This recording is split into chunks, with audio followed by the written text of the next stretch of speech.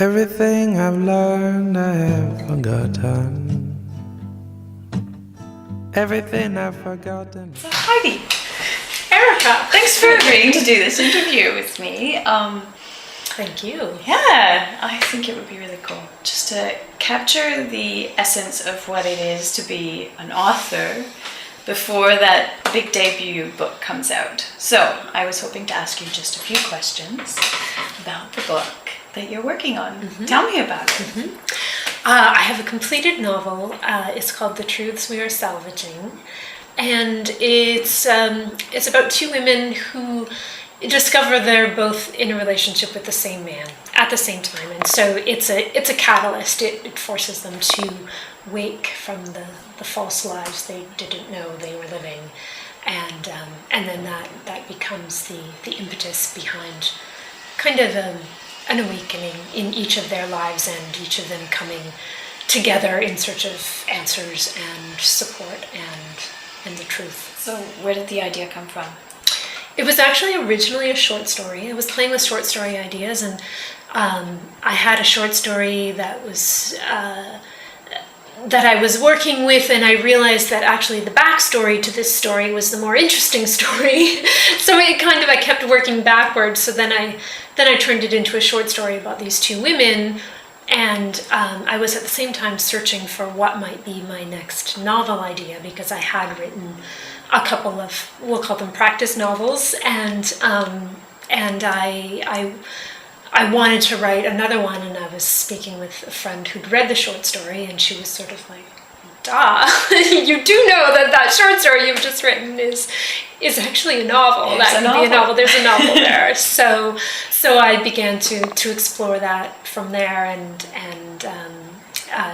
I do find, I was just speaking with a friend about this today, that I'm not really a short story writer. My short stories tend to have novels in them, and so I extracted the novel out of that kickoff point. I was interested in women's stories, and the idea of bringing two women together who normally are set up at in opposition to each other as rivals. The idea of the other woman.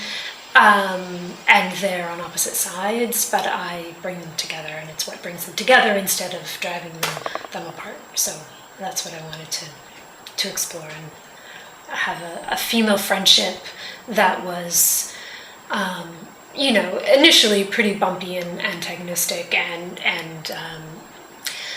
but it becomes something that is very supportive. By the end, be very supportive to each of them. That's a great theme, because oftentimes a theme of the animosity between women comes out in our drama and our literature. It does. And so it's nice to see that. And leading to my next question, what is it that you hope your readers can take from the book? Is there some purpose there in that theme that you were looking for? Is there something else you wanted to give your readers? I think so. I mean, I love strong woman characters, and by strong I don't mean that they're not flawed and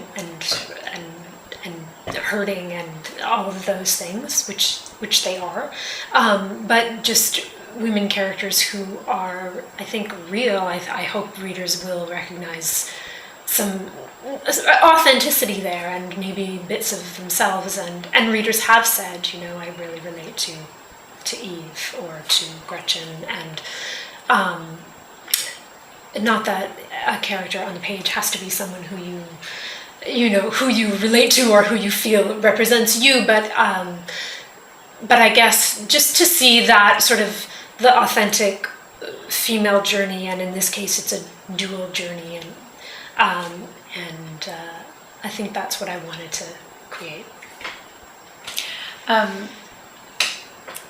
Can you tell me a little bit about the process that you use to write? Any rituals or routines, or is it more chaotic? And well, it developed over time. It took me about 5 or 6 years to write it. So I developed as a person, and situations in my life changed. I became a mother during the process, and so my access to time changed.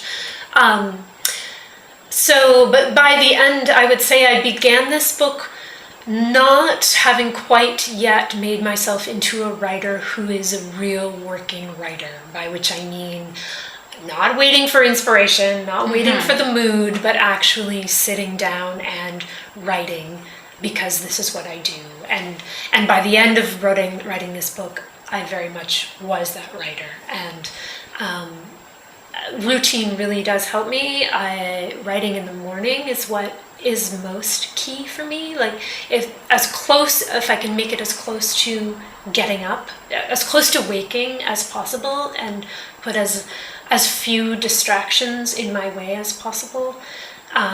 Even from, getting dressed or making breakfast or things like that, I like to go from bed to page as quickly as possible, and because it's getting yourself in, that is the challenge, and certainly checking email or turning on the internet is death. Yeah.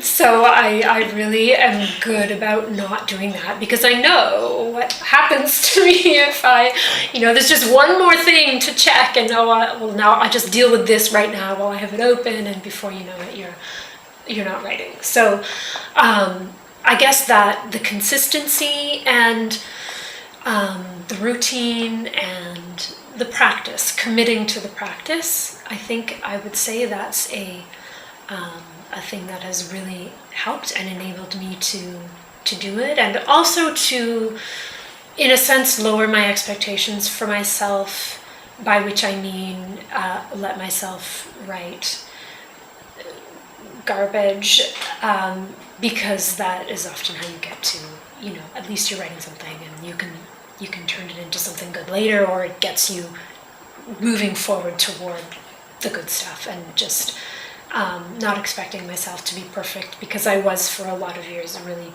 paralyzed writer, because I was expecting a certain standard from myself, and paralyzed writers don't get too much on the page. Yeah. So.